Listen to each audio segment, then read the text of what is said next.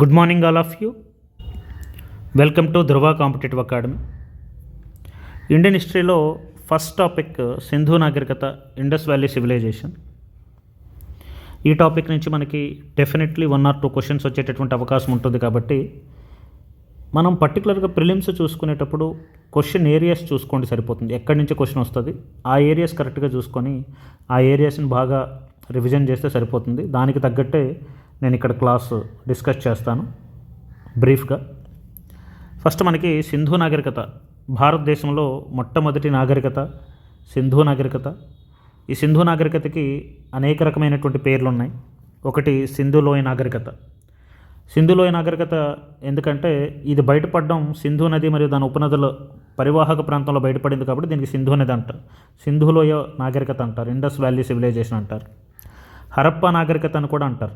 1921లో మొట్టమొదటిసారిగా తవ్వకాలు జరిపినప్పుడు కనిపెట్టినటువంటి పట్టణమే హరప్ప. అందుకే హరప్పా పేరు మీదుగా దీనికి హరప్పా నాగరికత అని కూడా అంటారు. తర్వాత 1922లో మొహంజదారో పట్టణాన్ని కనుగొన్న తర్వాత అప్పటి భారత పురావస్తు పరిశోధన విభాగం డైరెక్టర్ అయినటువంటి సర్ జాన్ మార్షల్ దీన్ని సింధు నాగరికతగా అభివర్ణించాడండి. హరప్పాలో కనుక్కున్నారు కాబట్టి దీనికి హరప్పా నాగరికత అంటారు. సింధు నాగరికతగా అభివర్ణించింది ఎవరంటే పర్టికులర్గా సర్ జాన్ మార్షల్ అండి. ఇంపార్టెంట్ గుర్తుపెట్టుకోండి. సింధు నాగరికత అనే పేరు అభివర్ణించింది ఎవరంటే సర్ జాన్ మార్షల్. సింధు నది ప్రాంతంలోనే కాక ఒకప్పుడు సరస్వతి నది, అంటే నేటి ఘగ్గర్ అండ్ హక్రా ప్రాంతం, అంటే ఒకప్పుడు సరస్వతి నది, అది ఇప్పుడు నేటి ఘగ్గర్ అండ్ హక్రా నది తీరం. ఇక్కడ కూడా మనకి హరప్పా నాగరికతకు సంబంధించినటువంటి ప్రదేశాలు ఉండడం వల్ల దీన్ని ఇండస్ సరస్వతి లేదా సింధు సరస్వతి నాగరికత అని అంటారు. ఎందుకంటే కేవలం సింధు నాగరికతే కాకుండా సరస్వతి నదీ తీరంలో కూడా మనకి అవశేషాలు ఉన్నాయి కాబట్టి ఇండస్ సరస్వతి లేదా సింధు సరస్వతి నాగరికత కూడా అంటారు. కాంస్యయుగ నాగరికత జనరల్గా ఏంటంటే ఆదిమానవుడు ఫస్ట్ శిలలను ఉపయోగించాడు. శిలల తర్వాత మనకి రాగి, కంచు, తర్వాత ఇనుము, తర్వాత అలాగ ట్రాన్స్ఫార్మ్ అయ్యాడు. ఇక్కడ పర్టికులర్గా రాగి అండ్ టిన్ కలిపి చేసేటటువంటి మిశ్రమ లోహాన్ని ఏమంటారంటే కంచు అంటారు. దీన్నే బ్రాంజ్ అని కూడా అంటారు, ఇంగ్లీష్లో బ్రాంజ్ అంటారు. ఇక్కడ రాగి తగరం కలిపి కంచు బ్రాంజ్ని వాడడం ఇక్కడ సింధు నాగరికత కాలంలో జరిగింది. పర్టికులర్గా అంటే వీళ్ళకి ఐరన్ తెలియదు. సింధు నాగరికతకి తెలియని లోహం ఏంటంటే ఐరన్, వీళ్ళకి తెలియదండి.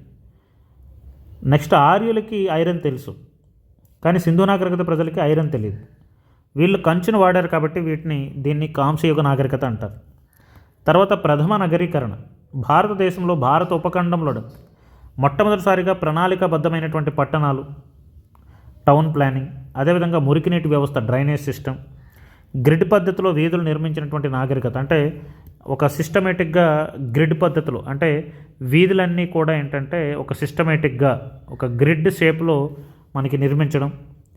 అందుకే ఇదంతా కూడా ప్రణాళికాబద్ధమైనటువంటి పట్టణాలు కానీ, మురికినీటి వ్యవస్థ కానీ, మురుగునీరు వ్యవస్థ, డ్రైనేజ్ సిస్టమ్ కానీ, గ్రిడ్ సిస్టమ్ కానీ, ఇదంతా కూడా మొట్టమొదటిసారిగా ఈ సింధు నాగరికతలోనే జరిగింది. కాబట్టి దీన్ని దక్షిణాసియాలో మొదటి పట్టణ నాగరికత అని అంటారు. ఫస్ట్ టౌన్ సివిలైజేషన్ కూడా ఏంటంటే సింధు నాగరికత అని. తర్వాత దీన్ని మెలుహా అని కూడా అంటారు. సింధు నాగరికతకి మెసొపొటేమియా, అంటే ఇప్పుడు ఇరాన్, ఇరాక్ ప్రాంతంలో ఉండేటటువంటి ప్రాంతం మెసొపొటేమియా. అప్పట్లో సింధు నాగరికతకి సమకాలీనటువంటి నాగరికత మెసొపొటేమియా. ఆ మెసొపొటేమియాకి సింధు నాగరికతకి మధ్య అనేక రకమైనటువంటి వ్యాపార సంబంధాలు ఉన్నాయి. అందుకే మెసొపొటేమియా శాసనాలు సింధు ప్రజలతో వారు జరిపినటువంటి వర్తకం గురించి ప్రస్తావిస్తూ సింధు ప్రాంతాన్ని మెలుహా అని పేర్కొన్నారు. వెరీ వెరీ ఇంపార్టెంట్ అండి. సింధు ప్రాంతాన్ని మెలుహా అని కూడా అంటారు. ఎవరంటే మెసొపొటేమియాలో. తర్వాత దీన్ని హరయుపియా అని కూడా అంటారు. హరయుపియా అంటే హరప్పానే కొంచెం మనం క్లియర్గా చూసుకుంటే హరయుపియే హరప్పాగా మారింది. ఋగ్వేదంలోని 6వ మండలంలో హరయుపియా అనేటటువంటి ప్రాంతం గురించి ప్రస్తావించడం జరిగింది. ఇది ప్రస్తుత హరప్పా నగరం అనే అనుకుంటున్నారు, చరిత్రకారులు భావిస్తున్నారు. తర్వాత మూల భారతీయ నాగరికత. భారతదేశానికి మొట్టమొదటిసారి మూలం, భారతదేశ సంస్కృతికి, చరిత్రకి ఈరోజు పునాది అంటే మన భారతీయ ఇప్పుడు ఒకప్పుడు డ్రైనేజ్ సిస్టమ్స్ కానీ, లేకపోతే ఒకప్పుడు టౌన్ ప్లానింగ్ కానీ, ఇవన్నిటికీ కూడా అనేక రకమైనటువంటి ఇప్పుడు భారతదేశంలో గతంలో మన భారతదేశం యొక్క గతం గొప్పతనం చెప్పుకోవాలంటే 2500 4500 సంవత్సరాల క్రితమే భారతదేశంలో ఒక గొప్ప నాగరికత అనేది వర్ధిల్లింది. భారతదేశ చరిత్రకి సంస్కృతికి ఇది పునాది లాంటిది కాబట్టి దీన్ని భారతీయ మూల నాగరికత అని అంటారు. అయితే సింధు నాగరికత తవ్వకాలు ఎక్కడ చేశారు, ఎక్కడెక్కడ దొరికినాయి? దయారాం సాహ్ని 1921లో సింధు నాగరికతలో మొదటి నగరమైనటువంటి హరప్పాను కనుక్కున్నాడు. ఏది కనుక్కున్నారు అన్నది ఇంపార్టెంట్ అండి. తర్వాత నేను టేబుల్ ఇచ్చాను, ఆ టేబుల్లో క్లియర్గా చూసుకోండి. తర్వాత ఆర్డి బెనర్జీ సింధు నది ఒడ్డున మొహంజోదారోను కనుక్కున్నాడు. ఇది సింధు నాగరికతలో అతిపెద్ద నగరం ఇది. సర్ జాన్ మార్షల్ ఆ సమయంలో archaeological survey of India director జనరల్గా ఉండేవాడు. 1924లో ఈ ప్రపంచానికి ఈ నాగరికత ఉనికిని అధికారికంగా ప్రకటించారు. ఈ నాగరికతని సింధు నాగరికత అని పేరు పెట్టింది కూడా సర్ జాన్ మార్షల్. ముందే చెప్పుకున్నాం కదా, సింధు నాగరికత అని పేరు పెట్టింది ఎవరంటే sir John Marshall. Very very important, గుర్తుపెట్టుకోండి. తర్వాత ఎన్జి మజుందార్ చన్హోదారు కనుక్కున్నాడు. ఎస్ఆర్ రావు గుజరాత్లోని లోథాల్ని కనుక్కున్నాడు. B B Lal and B K Thapar Kalibangan Rajasthan. R S Bisht గుజరాత్లోని ధోలవేరా హర్యానాలోని బన్వాలీలో పరిశోధనలు చేశాడు. మార్టిమర్ వీలర్ 1940వ దశకంలో హరప్ప మరియు మొహంజోదారోలో శాస్త్రీయ పద్ధతిలో తవ్వకాలు జరిపారు. వీళ్ళందరూ జేపీ జోషి సూర్కటోడా గుజరాత్, అమరేంద్రనాథ్ రాఖీగడి. తర్వాత అలెగ్జాండర్ కన్నింగ్ హోమ్ భారత పురావస్తు శాఖ మొట్టమొదటి డైరెక్టర్ జనరల్ అండి. వెరీ ఇంపార్టెంట్, డైరెక్ట్ క్వశ్చన్ అడుగుతాడు, ప్రీవియస్ క్వశ్చన్ అండి ఇది.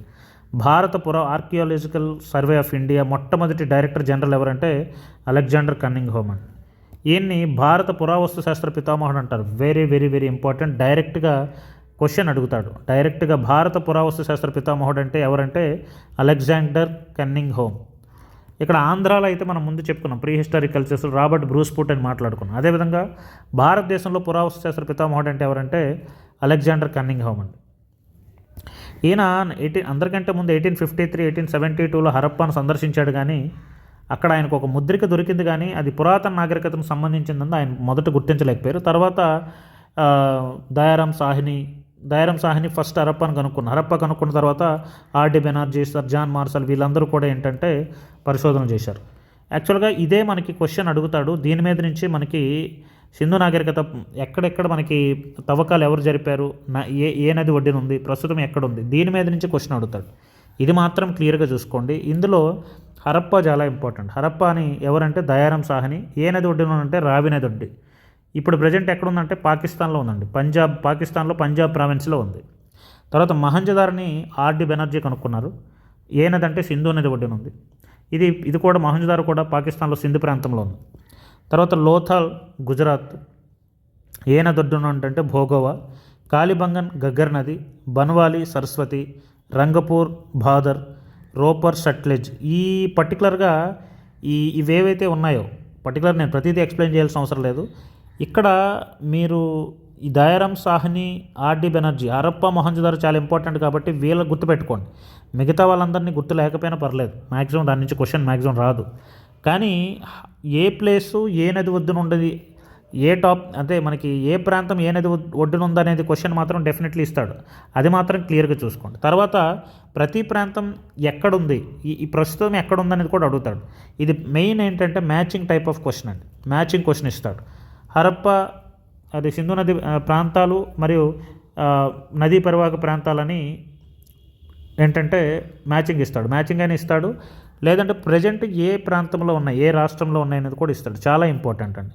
హరప్పా ఏమో రావి నది ఒడ్డున ఉంది, పంజాబ్ పాకిస్తాన్. మొహంజోదారో సింధు నది ఒడ్డున, సింధు పాకిస్తాన్లో ఉంది. లోథాల్ భోగవ నది గుజరాత్లో ఉంది. కాళీబంగన్ రాజస్థాన్ గగ్గర్ నది. బన్వాలి సరస్వతి నది హర్యానాలో ఉంది. రంగపూర్ భాదర్ గుజరాత్లో ఉంది. రోపర్ సట్లెజ్ నది పంజాబ్లో ఉంది. అలంగిపూర్ హిండన్ నది ఉత్తరప్రదేశ్. కోడ్డిజీ సింధు నది సింధు పాకిస్తాన్లో ఉంది. సూర్కటోడా గుజరాత్లో ఉంది. సూత్క జందార్ బెలుచిస్తాన్. అదేవిధంగా చన్హోదారో సింధ్ పాకిస్తాన్లో ఉంది. అమ్రీ సింధ్ పాకిస్తాన్లో ఉంది. ధోలవీర గుజరాత్లో ఉంది. రాఖీగడి హర్యానాలో ఉంది. ఇందులో మనకి ప్రధానంగా అడిగేటటువంటివి ఏంటంటే లోథాల్ గుజరాత్ వెరీ ఇంపార్టెంట్ అండి. తర్వాత మొహంజోదారో హరప్పా చాలా ఇంపార్టెంట్. కాళీబంగన్ రాజస్థాన్ చాలా ఇంపార్టెంట్.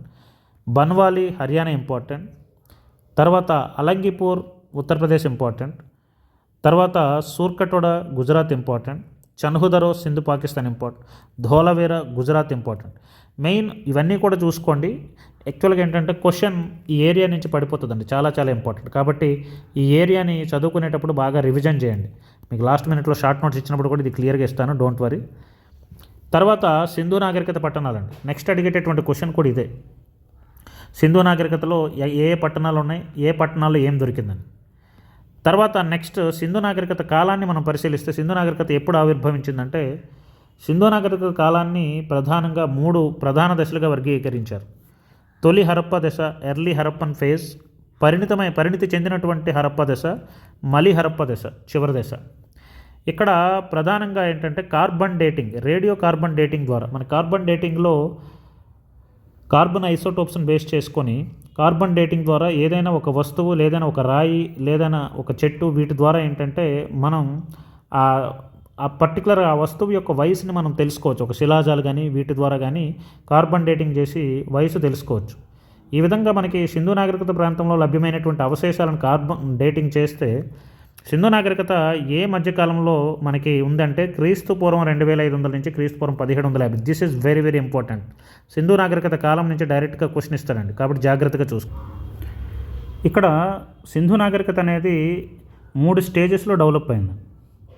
అదేంటంటే మనకి హరప్పా ప్రాంతంలో వచ్చింది కాబట్టి దీన్ని హరప్పా నాగరికత అంటున్నాం. కాబట్టి సింధు నాగరికతకి ముందు అంటే తొలి దశలో దీన్ని ఎర్లీ హరప్పన్ స్టేజ్ అంటారు. తర్వాత డెవలప్డ్ స్టేజ్లో ఉంది ఏంటంటే మెచ్యూర్డ్ హరప్పన్ స్టేజ్ అంటారు. తర్వాత మలి హరప్ప అంటే లేట్ హరప్ప, అంటే హరప్ప పట్టణం ఒక నాగరికతను క్షీణించిపోయే టైం అనమాట. ఇక్కడ ఫస్ట్ది 3000 క్రీస్తుపూర్వం 3300 నుంచి 2600 మధ్యలో. ఇదేంటంటే యాక్చువల్గా ఏదైనా ఒక ప్రాంతం అనేది డైరెక్ట్గా పట్టణంగా అభివృద్ధి చెందదు. గ్రామాలే, ఒక గ్రామం బాగా డెవలప్ అయిందనుకోండి, అగ్రికల్చర్ పరంగా బాగా డెవలప్ అయిందనుకోండి, అగ్రికల్చర్లో మిగిలి అనేది ఇంకొక పరిశ్రమలో ఇన్వెస్ట్ చేయడానికి ఉపయోగపడుతుంది. ఆ విధంగా ఏంటంటే అగ్రికల్చర్లో మిగిలి వచ్చిన తర్వాత వాళ్ళు ఇంకా డెవలప్ అయ్యి అది మెల్లగా గ్రామం అనేది పట్టణాలుగా కొన్ని గ్రామాలు కలిసి పట్టణాలుగా రూపొందించడం జరుగుతాయి అన్నమాట. అందుకే సింధు నాగరికత కూడా మొదట ఏంటంటే గ్రామీణ నాగరికతే. తర్వాత ఏంటంటే తొలి హరప్ప దశలో 3300 నుంచి 2006 మధ్యలో గ్రామీణ స్థాయి నుంచి పట్టణ స్థాయికి మారుతుంది అది. తర్వాత 2006 నుంచి 1900 ఇది పీక్ స్టేజ్ అండి. పీక్ స్టేజ్ అంటే మెచ్యూర్డ్ స్టేజ్ ఇది. ఈ స్టేజ్లో నాగరికత అనేది అత్యున్నత స్థాయిలో ఉన్నటువంటి కాలం. ప్రసిద్ధ పట్టణాలైనటువంటి హరప్ప, మొహంజదారో వంటివి బాగా డెవలప్ అయింది కూడా ఈ ఫేజ్లో 2600 నుంచి 1900. తర్వాత మలి హరప్ప ఫేజ్ అంటే లేటర్ హరప్పన్ ఫేజ్ అంటారు. ఇది క్రీస్తుపూర్వం 1900 నుంచి 1300 మధ్యలో ఇది డెవలప్ అయింది. ఇది ఈ స్టేజ్. ఇది 1900 తర్వాత ఏమైందంటే క్రీస్తుపూర్వం 1900 తర్వాత మెల్లగా వాతావరణంలో మార్పులు రావడం వల్ల ఏంటంటే తర్వాత సరస్వతి నది కూడా తన యొక్క గమనాన్ని మార్చుకోవడం, వాటర్కి ఇబ్బంది అవ్వడం, తర్వాత ప్రకృతి విపత్తులు, వీటి వల్ల ఏంటంటే మెల్లమెల్లగా క్షీణించిపోయింది. 1900 నుంచి 1300 మధ్యలో నాగరికత క్రమంగా క్షీణించి అంతమైనటువంటి కాలం అనమాట. యాక్చువల్గా ఒరిజినల్గా సింధు నాగరికత బాగా డెవలప్ అయినటువంటి ఏరియా ఏంటంటే 2500 నుంచి 1750. క్రింది మనలో సింధు నాగరికత కాలం ఏంటని అడిగేటప్పుడు ఇది కరెక్ట్గా 2500 నుంచి 1750. ఇది కూడా ఏంటంటే క్రీస్తు పూర్వం అంటే. ఎప్పుడైనా క్వశ్చన్ చదివేటప్పుడు మనల్ని కన్ఫ్యూజ్ చేయడానికి క్రీస్తు పూర్వం బదులు క్రీస్తు శకం ఇచ్చేస్తాడు. అప్పుడు మీరు కొంచెం అక్కడ క్లియర్గా చూసుకోండి, కన్ఫ్యూజ్ అవుతారనమాట. ఇది మనకి సింధు నాగరికత యొక్క కాలం అండి. సింధు నాగరికతకి సమకాలీన నాగరికతలు ఏంటంటే ఒకటి మెసొపటోమియా నాగరికత, దీన్ని సుమేరియా నాగరికత అంటారు. ఇది పర్టికులర్గా ప్రజెంట్ ఇరాక్లో ఉన్నటువంటి యూఫ్రటీస్, టైగ్రిస్ నదుల మధ్య విస్తరించి ఉంది. ఇది సింధు నాగరికత ప్రజలకి మెసొపటోమియా ప్రజలతో వ్యాపార సంబంధాలు ఉన్నాయి. అక్కడ ఉన్న వ్యాపార సంబంధాలు ఉన్నాయని అక్కడ ఉండేటటువంటి సీల్స్ బట్టి మనకు అర్థమవుతుంది. తర్వాత ఈ నాగరికతలోని కట్టడాల నిర్మాణానికి కాల్చిన ఇటుకలను వాడారు, కాకపోతే సింధు నిర్మాణాల్లో ఉపయోగించినంతగా వాడలేదు. అంటే సింధు నాగరికతలో పర్టికులర్గా ఎక్కువగా కాల్చిన ఇటుకలు వాడారు, ఇక్కడ తక్కువ అనమాట. తర్వాత ఇంకొక సమకాలీన నాగరికత అంటే ఈజిప్ట్, తర్వాత చైనా నాగరికత. ఇవన్నీ కూడా సింధు నాగరికతకి సమకాలీనంగా అభివృద్ధి చెందినటువంటి నాగరికతలండి. అందుకే వీటితో ఈ నాగరికతలతో వీళ్ళకి వ్యాపార సంబంధాలు కూడా ఉన్నాయి. తర్వాత సింధు నాగరికత యొక్క సరిహద్దులు. ఉత్తరాన మాండా ఇంపార్టెంట్ చూసుకోండి, దక్షిణ సరిహద్దుగా దైమాబాద్, తూర్పు సరిహద్దుగా అలంగిపూర్, పశ్చిమ సరిహద్దుగా సూత్క జందార్. అంటే సింధు నాగరికతకి 4 వైపులా ఏం సరిహద్దులు ఉన్నాయంటే ఫస్ట్ది మాండా అండి. ఇది జమ్మూ కాశ్మీర్లో ఉంది. చీనాబ్ నది ఒడ్డున. తర్వాత దైమాబాద్ మహారాష్ట్రలో ఉంది దక్షిణంగా. తర్వాత తూర్పు సరిహద్దుగా అలంగిపూర్, ఇది ఉత్తరప్రదేశ్లో. అలంగిపూర్ అనేది ఉత్తరప్రదేశ్. తర్వాత పశ్చిమ సరిహద్దుగా సూత్క జందార్, ఇది పాకిస్తాన్ ఇరాన్ సరిహద్దుల్లో ఉంది. ఈ విధంగా మనకి 4 దిక్కుల వైపు కూడా ఈ సింధు నాగరికత యొక్క సరిహద్దులు చూస్తే మనకు అర్థమవుతుంది. దీన్ని కూడా మ్యాచింగ్ అడిగేటటువంటి అవకాశం ఉంటుంది. ఉత్తర సరిహద్దు, దక్షిణ సరిహద్దు, తూర్పు సరిహద్దు, పశ్చిమ సరిహద్దు, ఇవన్నీ ఎక్కడెక్కడ ఉన్నాయనేది క్లియర్గా చూసుకోండి. చాలండి, అంటే మీరు డీప్గా అవసరం లేదు. మీకు మెయిన్స్ కనుక్కోండి, ఇన్ డెప్త్ ఇస్తాను. ప్రిలిమ్స్లో మనకి ఎగ్జామ్ పాయింట్ ఆఫ్ వ్యూలో ఎంతవరకు అవసరం అంతవరకు చూసుకోండి. తర్వాత సింధు నాగరికత త్రిభుజాకారంలో ఉంటుంది, ట్రయాంగులర్ షేప్లో ఉంటుంది. మొత్తం ఈ యొక్క సింధు నాగరికత యొక్క మొత్తం విస్తీర్ణాన్ని చూస్తే మనకి ఎలా కనిపిస్తుంది అంటే ట్రయాంగులర్ షేప్లో కనిపిస్తుంది, త్రిభుజాకారంలో. దీని యొక్క విస్తీర్ణం ఎంత అంటే 13 లక్షల చదరపు కిలోమీటర్లు అండి.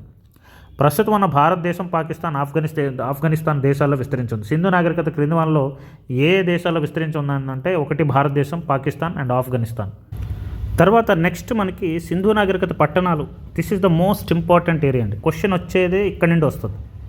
యాక్చువల్గా సింధు నాగరికతలో క్వశ్చన్ వచ్చేటప్పుడు ముందు ఇక్కడ అడిగాను కదా, దీని నుంచి క్వశ్చన్ వస్తుంది. ఏంటంటే సింధు నాగరికత ప్రదేశము ఏ నది ఒడ్డున ఉంది, ప్రస్తుతం ఏ ప్రాంతంలో ఉంది, తవ్వకాలు జరిపిన వాళ్ళు ఎవరు, దీని నుంచి క్వశ్చన్ వస్తుంది. లేదనుకుంటే కొన్నిసార్లు డైరెక్ట్గా క్రింది ఇచ్చిన వారంలో సింధు నాగరికత ప్రాంతం ఏది అని ఆప్షన్ అడుగుతాడు. లేదంటే క్రింది ఇచ్చిన వాటిలో సింధు నాగరికతకి చెందనటువంటి ప్రాంతం ఏదని అడుగుతాడు, ఇలా అడుగుతాడు. కాబట్టి ఇవన్నీ గుర్తుపెట్టుకోవాలి. ఏవి సింధు నాగరికత ప్రాంతాలంటే హరప్ప, మహంజదారో, లోతాల్, కాళీబంగన్, బన్వాలి, రోపర్, రంగపూర్, అలంగిపూర్, కోటిడిజీ, సూర్కటోడా, సూత్క జందార్, చనహుదారో, ఆమ్రి, ధోలవీర, రాఖీగడి, ఇవన్నీ కూడా సింధు నాగరికత ప్రాంతాలే. కానీ మనల్ని కన్ఫ్యూజ్ చేయడానికి ఒకసారి ఏంటంటే సింధు నాగరికత ప్రాంతం కానిది ఏందని అడుగుతాడు. లాస్ట్ టైం గ్రూప్ 2లో ఇచ్చాడు, గతంలో యూపీఎస్సీలో కూడా ఇచ్చాడు. అదే క్వశ్చన్ మన గ్రూప్ 2కి ఇచ్చాడు. కాబట్టి ఇక్కడ ఏరియా కూడా మీరు క్లియర్గా చూసుకోండి. ఇవన్నీ కూడా సింధు నాగరికత ప్రాంతాలంటే ప్రతి ఒక్కటి కూడా మీకు గుర్తు ఉండాలి. తర్వాత నెక్స్ట్ అడిగేది ఏంటంటే సింధు నాగరికత పట్టణాలు, ఆ పట్టణాల యొక్క ప్రాముఖ్యత ఏంటి, అందులో లభించేటటువంటి అవశేషాలు ఏంటి, ఏది ఎక్కడ దొరికింది అని క్వశ్చన్ అడుగుతున్నాడు. This is the most important అండి. ప్రతి ఒక్క దాని గురించి కూడా క్లియర్గా చూద్దాం. ఫస్ట్ హరప్ప అనేది సింధు లోయ నాగరికత చెందినటువంటి అత్యంత ముఖ్యమైన మరియు మొట్టమొదటిసారిగా కనుక్కోబడినటువంటి నగరం. Very important. సింధు నాగరికతలో మొట్టమొదటిసారిగా ఏ నగరాన్ని కనుక్కున్నారంటే హరప్ప. అందుకే దీన్ని హరప్ప నాగరికత అంటారు. ఏ నది ఒడ్డున అంటే రావి నది ఎడమగట్టున లెఫ్ట్ బ్యాంక్ ఛానల్లో ఉందండి. హరప్ప అనేది ఎక్కడ ఉందంటే రావి నది. అదే మొహంజదారో అయితే సింధు నది. రెండింటికి డిఫరెన్స్ చూసుకోండి, కన్ఫ్యూజ్ అయిపోద్దు. ఎవరు కనుక్కున్నారంటే దయారాం సాహ్ని కనుక్కున్నారు 1921లో. దీన్ని గేట్వే సిటీ లేదా సిటీ ఆఫ్ గ్రానరీస్ అని కూడా అంటారు. ఎందుకంటే ఇక్కడ మనకి ధాన్యాగారాలు ఎక్కువగా లభ్యమయ్యాయి కాబట్టి సిటీ ఆఫ్ గ్రానరీస్ అంటారు.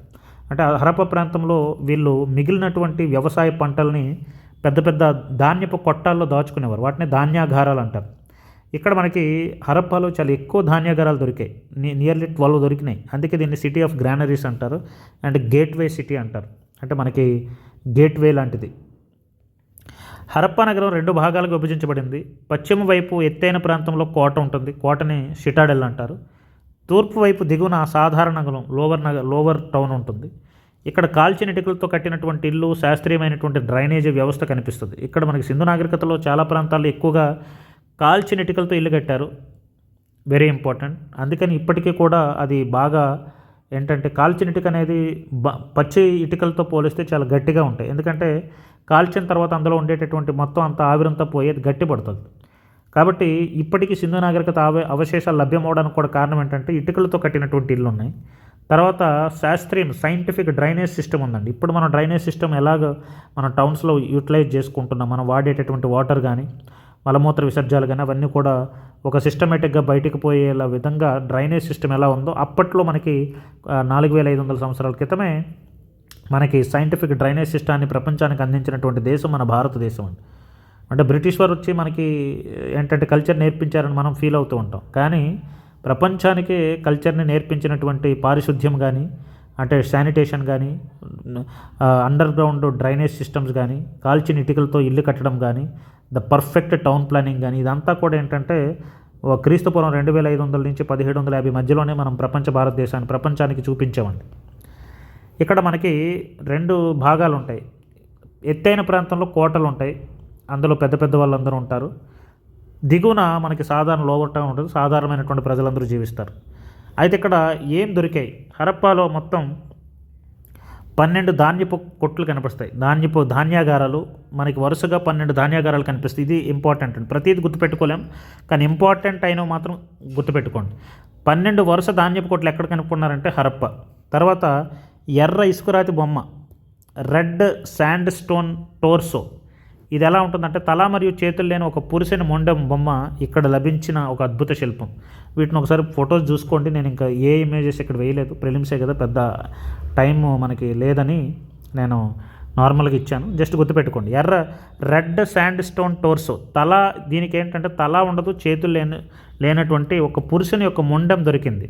దీన్ని దేంతో తయారు చేశారంటే రెడ్ శాండ్ స్టోన్తో తయారు చేశారు. ఇది ఎక్కడ దొరికిందంటే హరప్పాలో దొరికింది. ఇంపార్టెంట్ అండి. తర్వాత రాగి దర్పణాలు, రాగితో చేసినటువంటి అద్దాలు దొరికాయి. శ్మశాన వాటికలు R37 సిమెట్రీ హెచ్ అనేటటువంటి 2 రకాలైనటువంటి శ్మశాన వాటికలు కూడా, అంటే చనిపోయిన తర్వాత వాళ్ళు పాతి పెట్టేటటువంటి దహన సంస్కారాలు చేసేటటువంటి శ్మశాన వాటికలు కనుక్కోబడ్డారు. అండ్ చెక్క శవపేటకు కూడా దొరికింది. పిండి దంచుకునేటటువంటి రోళ్ళు, రాతితో చేసినటువంటి లింగాలు, యోని చిహ్నాలు కూడా దొరికాయి.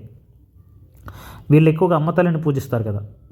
వీళ్ళది పర్టికులర్గా మాతృస్వామ్య వ్యవస్థ కాబట్టి తల్లి నుంచి మనకి వంశక్రమం అనేది మొదలవుతుంది. కాబట్టి సింధు నాగరికత మాతృస్వామ్య వ్యవస్థ కాబట్టి ఇక్కడ తల్లిని పూజించేటటువంటి చిహ్నాలు ఎక్కువగా, పర్టికులర్గా యోని అంటే గర్భస్థానికి ఏంటంటే జననానికి మూలమైనటువంటి యోని చిహ్నాలని ఇక్కడ మనకి కనిపించాయి. తర్వాత రాతితో చేసినటువంటి లింగాలు, పిండి దంచేటటువంటి రోళ్ళు, టెర్రకోట బొమ్మలు, పర్టికులర్గా మట్టితో తయారు చేసేటటువంటి టెర్రకోట బొమ్మలు ఏవైతే ఉన్నాయో అందులో పర్టికులర్గా ఎక్కువగా టెర్రకోట బొమ్మల్లో మదర్ గాడెస్ ఉంటుందండి, అమ్మతల్లి విగ్రహాలు. ఎందుకంటే వీళ్ళు అమ్మతల్లిని పూజించారు. అమ్మతల్లి వీళ్ళకి చాలా ప్రీతికరమైనటువంటి దేవత కాబట్టి అమ్మతల్లి విగ్రహాలు కనిపిస్తాయి. తర్వాత ఎడ్ల బండి కనిపిస్తుందండి. కాపర్ డాగ్ కార్ట్, కాపర్తో తయారు చేసినటువంటి రాగితో చేసినటువంటి బండ్లు బొమ్మ. వీళ్ళు ప్రధాన రవాణా సాధనమే వీళ్ళకి బండి కాబట్టి, ఎడ్ల బండి కాబట్టి ఎడ్ల బండి బొమ్మలు దొరికాయి. తర్వాత నటరాజ విగ్రహాలు, నాట్యం చేస్తున్నటువంటి నటరాజ విగ్రహం దొరికింది. మూపురం కలిగినటువంటి ఎద్దుగల ముద్రిక, పర్టికులర్గా మనకి ఏంటంటే 1 హార్న్ రైనోసర్స్ లాగా ఇది యూనికాన్ అంటారండి. యూనికాన్ అనేది మనకి దొరికింది. తర్వాత కాల్చిన కుండల పరిశ్రమ కేంద్రం, కుమ్మరి చక్రం, అంటే కుమ్మరి చక్రాలు తయారు చేస్తారు. కుమ్మరి చక్రం ద్వారా కుండలు తయారు చేస్తారు కదా, కుమ్మరి చక్రం కూడా కనిపించింది. తర్వాత స్త్రీల నివాస సముదాయాలు, కూలీల ఇల్లులు, లోహాన్ని కరిగించేటటువంటి మూసలు, ఇవన్నీ లభించాయి. అయితే ఇక్కడ మీరు ప్రధానంగా గుర్తుపెట్టుకోవాలి, ప్రతిదీ మనం గుర్తుపెట్టుకోవాల్సిన అవసరం లేదు, కానీ వాడు ఎక్కువగా అడిగేది ఏంటంటే 12 ధాన్యపు కొట్లు వరుసలు కనిపించింది. This is the most important. తర్వాత తల మరియు చేతులేని ఒక పురుషుని మొండెం బొమ్మ ఎక్కడ దొరికిందంటే హరప్పాలో దొరికింది. రాగి దర్పణాలు, తర్వాత శ్మశాన వాటికలు R37 symmetry H, very important. తర్వాత అమ్మతల్లి టెర్రకోట బొమ్మలు, దిస్ ఈజ్ ఇంపార్టెంట్ అండి. తర్వాత నటరాజ విగ్రహం, ఇది గుర్తుపెట్టుకోండి. మిగతావన్నీ మీకు గుర్తు లేకపోయినా పర్లేదు, these are the most important. తర్వాత రెండోది మొహంజదారో అండి. మొహంజదారో నగరం, this is the most important. దీని నుంచి కూడా క్వశ్చన్ ఇస్తాడు. సింధీ భాషలో మొహంజదారో అంటే మృతుల దెబ్బ, మౌండ్ ఆఫ్ డెడ్. అంటే ఇక్కడ అంటే మనకి మొహంజదారోలో చనిపోయినటువంటి ప్రజల యొక్క మృతుల యొక్క ఈ అవశేషాలు అనేవి ఒకే దగ్గర గుంపులుగా దొరికాయి కాబట్టి దీన్ని మౌండ్ ఆఫ్ డెడ్ లేదా మృతుల దెబ్బ అని ఉంటారు మొహంజదారో అని సింధు భాషలో. ఇది ప్రస్తుతం పాకిస్తాన్లోని సింధు రాష్ట్రంలో ఉంది. లార్కానా జిల్లాలో సింధు నది ఒడ్డున ఉంది. R.D. బెనర్జీ కనుక్కున్నారు, మనం ముందే చెప్పుకున్నాం. ప్రపంచంలోని అత్యంత పురాతనమైనటువంటి ప్రణాళికబద్ధమైనటువంటి నగరాల్లో ఒకటి, వెరీ ఇంపార్టెంట్. గ్రిడ్ పద్ధతిలో నిర్మించబడింది. అంటే వరుస వీధులన్నీ కూడా ఏంటంటే ఒక వరుసగా ఉంటాయి అండ్ ఒకదానికొకటి లంబకోణంలో 90 డిగ్రీస్లో ఒకదానికొకటి ఖండించుకుంటాయి. ఈ విధంగా ఒక సిస్టమేటిక్గా ఈ యొక్క నగరాన్ని నిర్మించారు. అదే ఏంటంటే మొహంజదారో. వీధులు ఒకదానితో ఒకటి లంబకోణంలో ఉండేవి. కాల్చిన ఇటుకలతో ఇల్లు నిర్మించారు. అద్భుతమైనటువంటి డ్రైనేజ్, మురుగునీటి వ్యవస్థ ఉంది. ప్రతి ఇంటి నుంచి మురుగునీరు పోవడానికి మూతలతో ఉండేటటువంటి కాలువలు కూడా అప్పుడు నిర్మించారండి. తర్వాత ఇది 7 సార్లు వరదలకు గురైంది. సింధు నది పక్కనే ఉంది కాబట్టి సింధు నదికి వరదల ప్రభావానికి 7 సార్లు గురైంది. 1980లో యునెస్కో దీన్ని ప్రపంచ వారసత్వ సంపదగా కూడా గుర్తించింది. యునెస్కో ప్రపంచంలో ఇంపార్టెంట్ సైట్స్ అన్నింటినీ వారసత్వ సంపదగా గుర్తిస్తుంది కదా, అందులో మనకి ప్రపంచ వారసత్వ సంపదగా యునెస్కో 1980లో మొహంజదారోని గుర్తించింది. ఇందులో లభ్యమైనటువంటి అవశేషాలు, దిస్ ద మోస్ట్ ఇంపార్టెంట్ అండి. మొహంజదారోలో ఏమేమి లభ్యమయ్యావి అనేది కూడా మనకి క్లియర్గా చూసుకో.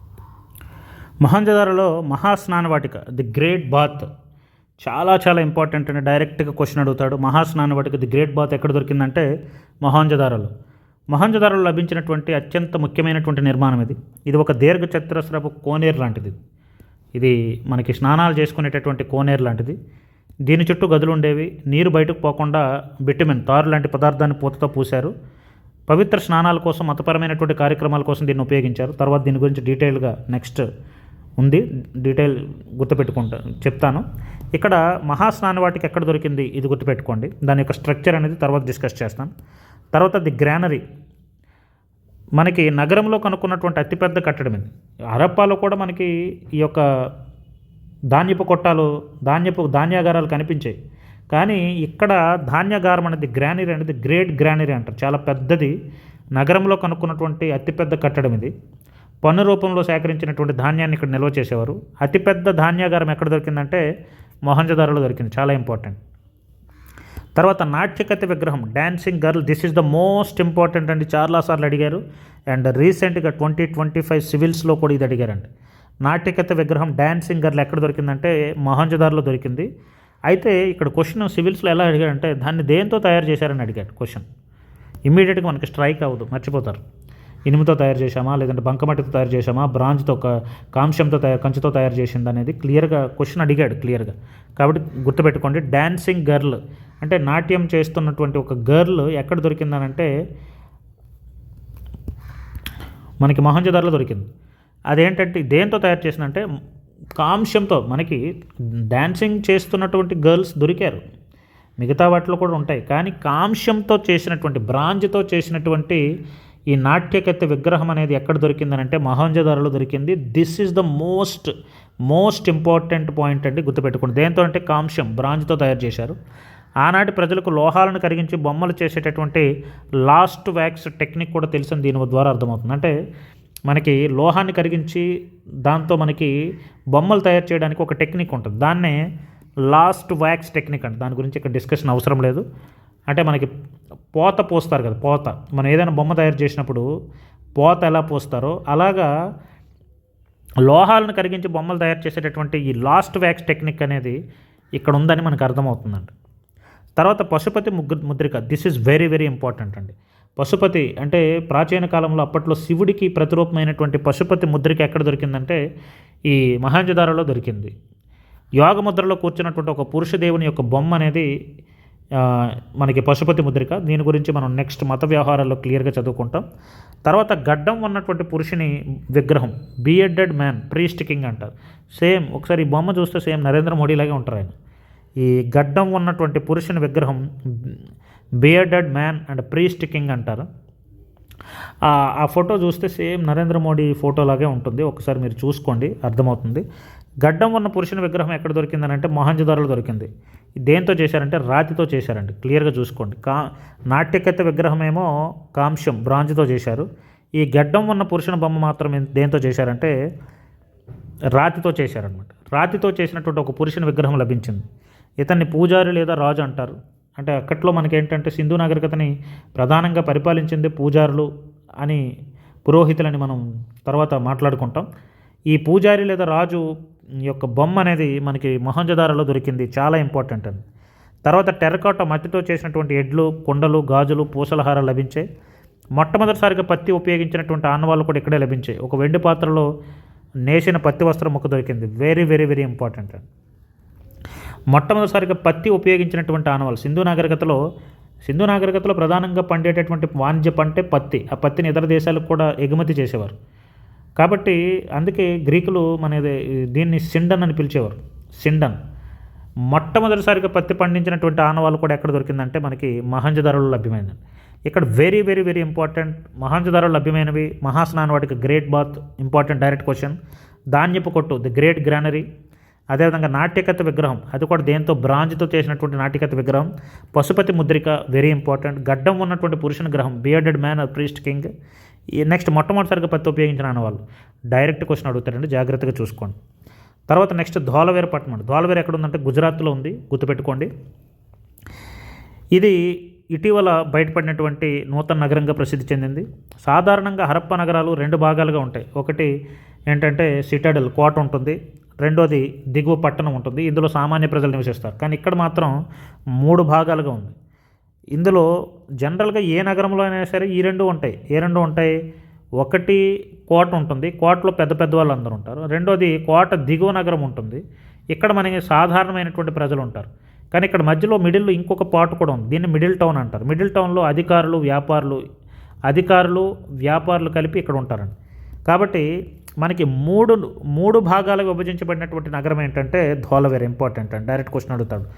ఇక్కడ 3 భాగాలుగా విభజించండి. ఒకటి పైన కోట, పాలించే వర్గం అంతా కోటలో ఉంటారు, సిటాడెల్లో. రెండోది మధ్యపట్టణం, మిడిల్ టౌన్, ఇందులో అధికారులు వ్యాపారులు ఉంటారు. మూడోది దిగువ పట్టణం, సామాన్య ప్రజలు ఉంటారు. తర్వాత మిగిలిన హరప్పా నగరాల్లో ఎక్కువగా ఇటుకలను వాడితే ధోలవేరలో మాత్రం ఇటుకలతో పాటు మెరుగుపెట్టినటువంటి రాళ్ళు, పాలిష్డ్ స్టోన్స్ కూడా వాడారండి. అంటే ఎక్కువగా ఇటుకలు వాడారు మిగిలిన నగరాల్లో. ఇక్కడ ఇటుకలతో పాటు మెరుగుపెట్టినటువంటి రాళ్ళు కూడా. ధోలవేర యొక్క విశిష్టను గుర్తించి 2021లో యునెస్కో ప్రపంచ వారసత్వ సంపదగా గుర్తించింది. Very very very important, direct question, రీసెంట్గా మనకి అడిగినటువంటి క్వశ్చన్ ఇది. ఇటీవల కాలంలో ఏ సింధు నాగరికత యొక్క ప్రాంతాన్ని యునెస్కో ప్రపంచ వారసత్వ సంపదగా గుర్తించిందని అంటే ధోలవేర. వెరీ వెరీ ఇంపార్టెంట్, ధోలవేర చాలా ఇంపార్టెంట్. తర్వాత ధోలవేరలో మనకు లభించింది ఏంటంటే నీటి సంరక్షణ వ్యవస్థ, వాటర్ మేనేజ్మెంట్ సిస్టమ్. చాలా చాలా ఇంపార్టెంట్. రీసెంట్గా యూపీఎస్సీ ప్రిలిమ్స్లో అడిగినటువంటి క్వశ్చన్ ఇది. నీటి సంరక్షణ వ్యవస్థ, వాటర్ మేనేజ్మెంట్ సిస్టమ్ అంటే వర్షం నీటిని నిల్వ చేసుకునేటటువంటి రైన్ హార్వెస్టింగ్ స్ట్రక్చర్స్ ఏవైతే ఉన్నాయో ఆ రైన్ హార్వెస్టింగ్ స్ట్రక్చర్స్ని ఇక్కడ మనకి దొరికాయండి. నీటి సంరక్షణ వ్యవస్థ, వాటర్ మేనేజ్మెంట్ సిస్టమ్. అన్నిటికంటే ఆశ్చర్యపరిచేటటువంటి విషయం అప్పట్లో ఉండే టెక్నాలజీ చూడండి. నీటి నిల్వ పద్ధతి, వర్షపు నీటి నిల్వ చేయడానికి రాళ్లతో నిర్మించినటువంటి భారీ రిజర్వాయర్స్ని నిర్మించారు, చెరువులు నిర్మించారు. ఆ కాలంలోనే వీరు నీటిని మళ్లించడానికి అధునాతనమైనటువంటి కాలువల వ్యవస్థను కూడా రిజర్వాయర్స్, నీటి నిల్వ వ్యవస్థలు, వాటర్ మేనేజ్మెంట్ సిస్టమ్స్ అంటే మనకి ఇమ్మీడియట్గా గుర్తు రావాల్సింది ధోలవేర. వెరీ వెరీ ఇంపార్టెంట్, రీసెంట్గా యూపీఎస్సీలో క్వశ్చన్ అడిగాడు ఇది. తర్వాత సైన్ బోర్డ్స్ అండి. సైన్ బోర్డ్స్ అంటే ఇప్పుడు మనకి రోడ్డు మీద వెళ్ళామనుకోండి, రోడ్డు మీద వెళ్ళడానికి అటు ఇటు మనకి సైన్ బోర్డ్స్ ఉంటాయి. ఇటు వెళ్ళాలి, అటు వెళ్ళాలి, దిక్కులు చెప్పేవి, మార్గాలు చెప్పేవి. ఏదైనా ఒక ప్రాంతం, ఇప్పుడు ఒక పురాతత్వ ప్రాంతంకి వెళ్ళామనుకోండి, అక్కడ సైన్ బోర్డ్స్ ఉంటాయి దాని గురించి చెప్పడానికి. ఈ విధంగా ఒక ప్రాంతం గురించి చెప్పడానికి ఇటువంటి వాటికి మనకి రాసి పెడతారు. అప్పట్లో సింధు నాగరికత లిపిలో పురాతనమైనటువంటి లిపులుగా భావించేటటువంటి 10 పెద్ద హరప్పా అక్షరాలతో ఒక బోర్డు లభించింది. దీన్నే ధోలవేర సైన్ బోర్డ్ అంటారు. ఈ సైన్ బోర్డు ఎక్కడ దొరికిందంటే ధోలవేర. తెల్లటి జిప్సంతో చేసినటువంటి అక్షరాలు. ఆ అక్షరాలు కూడా ఏంటంటే జిప్సంతో రాశారండి. ఈ సైన్ బోర్డు కూడా మనకి ఇక్కడ దొరికింది. తర్వాత స్టేడియం, వెరీ వెరీ ఇంపార్టెంట్ అండి. ధోలవేరలో లభించింది. ప్రజలు సమావేశం కావడానికి, ఆటలు ఆడుకోవడానికి ఉపయోగించే ఒక పెద్ద బహిరంగ ప్రదేశమైనటువంటి స్టేడియం దొరికింది. ప్రేక్షకులు కూర్చోవడానికి మెట్లు వంటి నిర్మాణాలు కూడా ఇక్కడ కనిపించాయి. తర్వాత ఇక్కడ వివిధ ఆకారాల్లో సమాధులు కనుక్కున్నారు. రాళ్లతో నిర్మించినటువంటి వృత్తాకార మరియు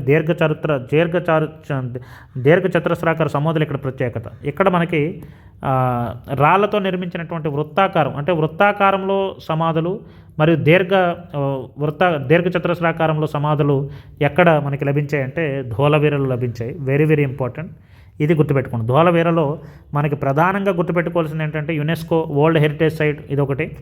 తర్వాత వాటర్ మేనేజ్మెంట్ సిస్టమ్, నీటి సంరక్షణ వ్యవస్థ, వెరీ వెరీ ఇంపార్టెంట్. తర్వాత సైన్ బోర్డ్, తర్వాత స్టేడియం, ఇవి గుర్తుపెట్టుకోండి. తర్వాత నెక్స్ట్ చనుహుదర అండి. ఇది కూడా వెరీ ఇంపార్టెంట్. ప్రీవియస్గా మనకి గ్రూప్ 1లో అడిగాడు దీని మీద క్వశ్చన్.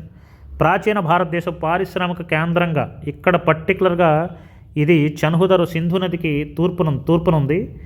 ఇది చనుహుదారో ఏంటంటే ఇక్కడ మనకి ప్రధానంగా గుర్తుపెట్టుకోవడానికి ప్రాచీన భారతదేశం ఇది ఒక పారిశ్రామిక కేంద్రం.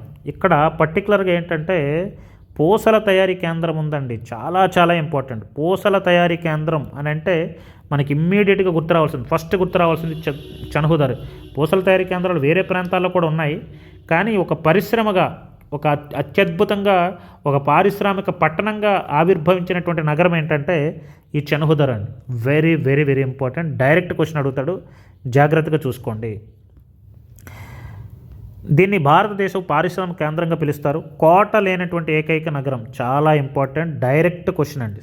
సింధు నాగరికతలో ప్రతి దానికి కోటలు ఉంటాయి. సిటడల్ పైన ఎత్తులో మనకి పాలకులు నివసించడానికి సిటాడల్స్ ఉంటాయి.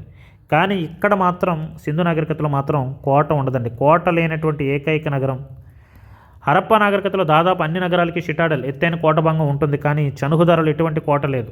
ఇది కేవలం ఒక పారిశ్రామిక పట్టణంగా, అంటే ఇక్కడ మనకేంటంటే పరిశ్రమ అంతే, మొత్తం ఇండస్ట్రియల్ ఏరియా కాబట్టి ఇక్కడ కోటలు లేవన్నమాట. తర్వాత ఇక్కడ పూసల తయారీ, వెరీ వెరీ వెరీ ఇంపార్టెంట్. పూసల తయారీ పరిశ్రమ ఎక్కడ లభ్యమైందంటే Chanhudaro. Very very very important. Direct question గతంలో గ్రూప్ 1లో అడిగాడు, ఇప్పుడు కూడా అడిగేటటువంటి అవకాశం ఉంటుంది. పూసల తయారీ కేంద్రం. తర్వాత ముద్రలు, సీల్స్, వ్యాపార వ్యవహారాలు చేయడానికి ఇక్కడ వీళ్ళ కాలంలో ముద్రలు తయారు చేసుకునేవాళ్ళు. ఆ ముద్రల తయారీ, తర్వాత ఎముకలతో వస్తువుల తయారీ మొదలైనటువంటి పనులన్నీ కూడా ఇక్కడ జరిగాయి. అందుకే దీన్ని మాకే అనేటటువంటి చరిత్రకారుడు షెఫీల్డ్ ఆఫ్ ఇండియా అని ఈ యొక్క చనుహుదారుని పిలిచాడండి. ఇక్కడ పారిశ్రామికంగా అభివృద్ధి చెందింది కాబట్టి దీన్ని షెఫీల్డ్ ఆఫ్ ఇండియాగా పిలిచారండి. ఎవరు పిలిచారంటే మాకే పిలిచాడు. ఇక్కడ ప్రధానంగా మీరు గుర్తుపెట్టుకున్నది ఏంటంటే పూసల తయారీ కేంద్రం, ఇది ఇక్కడ భారతదేశపు పారిశ్రామిక కేంద్రం. తర్వాత కోట లేనటువంటి ఏకైక నగరం పూసల తయారీ పరిశ్రమ ఎక్కడంటే మనకి చనుహుదరు. తర్వాత మిగిలిన సింధు నగరం లాగానే ఇక్కడ కూడా కాల్చినిటికలతో ఇల్లు కట్టారు. అద్భుతమైనటువంటి డ్రైనేజీ వ్యవస్థ ఉంది. ప్రజలు నువ్వులు, బఠానీలు కూడా పండించినట్లు ఆధారాలు ఉన్నాయి. చనుహుదరులో హరప్పా సంస్కృతితో పాటు దాని తర్వాత దశలైనటువంటి జుకర్ మరియు జుంగర్ సంస్కృతులు చెందినటువంటి అవశేషాలు కూడా లభ్యమయ్యాయి. అంటే హరప్పా తర్వాత గ్రామీణ సంస్కృతులు కొన్ని డెవలప్ అయ్యాయి హరప్పా క్షీణించిన తర్వాత. అంటే ఈ చనుహుదర్ అనేది కేవలం హరప్పా ప్రాంతంలోనే కాకుండా తరువాత దశలో కూడా ఇదేంటంటే కంటిన్యూ అయింది ఈ నాగరికత. అందుకే చనుహుదర్ హరప్పా సంస్కృతితో పాటు దాని తర్వాత దశలైనటువంటి జుంగర్ సంస్కృతులకు చెందినటువంటి అవశేషాలు కూడా మనకి లభ్యమైంది. తర్వాత ఈ నగరం 3 సార్లు వరదలకు గురైంది. అక్కడ మొహంజదారో ఏమో 7 సార్లు. వరదలకు గురైనటువంటి నగరాల్లో మనకి 2 కనిపిస్తాయి. ఒకటి మొహంజదారో, రెండోది ఏంటంటే ఈ చనుహుదర్ అండి. ఇక్కడ లభ్యమైనటువంటి అవశేషాలు ఫస్ట్ చెప్పాను కదా, పూసలు తయారీ కేంద్రం, బీడ్ మేకింగ్ ఫ్యాక్టరీ, పూసలు తయారు చేసేటటువంటి పరిశ్రమ కర్మాగారం ఎక్కడ దొరికిందంటే చనుహుదరు. వివిధ రకాల రంగురాళ్ళు, స్టీటెడ్, రాగి, బంగారం, వెండి ఈ పూసలతో తయారు చేశారు. తర్వాత కాస్మెటిక్స్, మహిళలు పూసుకునేటటువంటి లిప్స్టిక్, కాటుక లాంటి సౌందర్య సాధనాలను ఇక్కడ ఉపయోగించినట్లు ఆధారాలు ఉన్నాయి. తర్వాత సిరాబుడ్డి ఇంపార్టెంట్ అండి. సిరాబుడ్డి కూడా ఇంపార్టెంట్, డైరెక్ట్ క్వశ్చన్ అడుగుతాడు. సిరాబుడ్డి ఎక్కడంటే ఇక్కడ దొరికింది.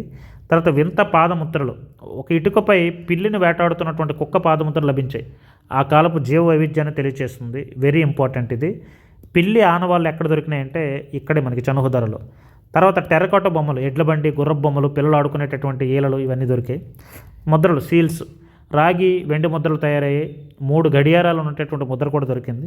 లోహపు వస్తువులు, రాగి చేపల గాలాలు, అంటే అప్పట్లో వీళ్ళకి చేప అనేది చాలా వీళ్ళ యొక్క అత్యంత శుభశకునమైనటువంటి సీల్స్లో చేప కూడా కనిపిస్తుంది. అప్పట్లో వీళ్ళు చేపలు పడడానికి రాగి చేప గాలాలు, గొడ్డళ్ళు, కత్తులు వంటి పనిముట్లు కూడా లభించాయి. ఇది మనకి ఎక్కడ చనుహుదరలో లభించినటువంటి అవశేషాలను. తర్వాత నెక్స్ట్ క్లాస్లో మిగతావన్నీ డీటెయిల్గా డిస్కస్ చేద్దాం. మరో క్లాస్లో సింధు నాగరికత మొత్తం మీకు క్లియర్ అయిపోతుందండి. థ్యాంక్ యూ అండి. Thank you so much.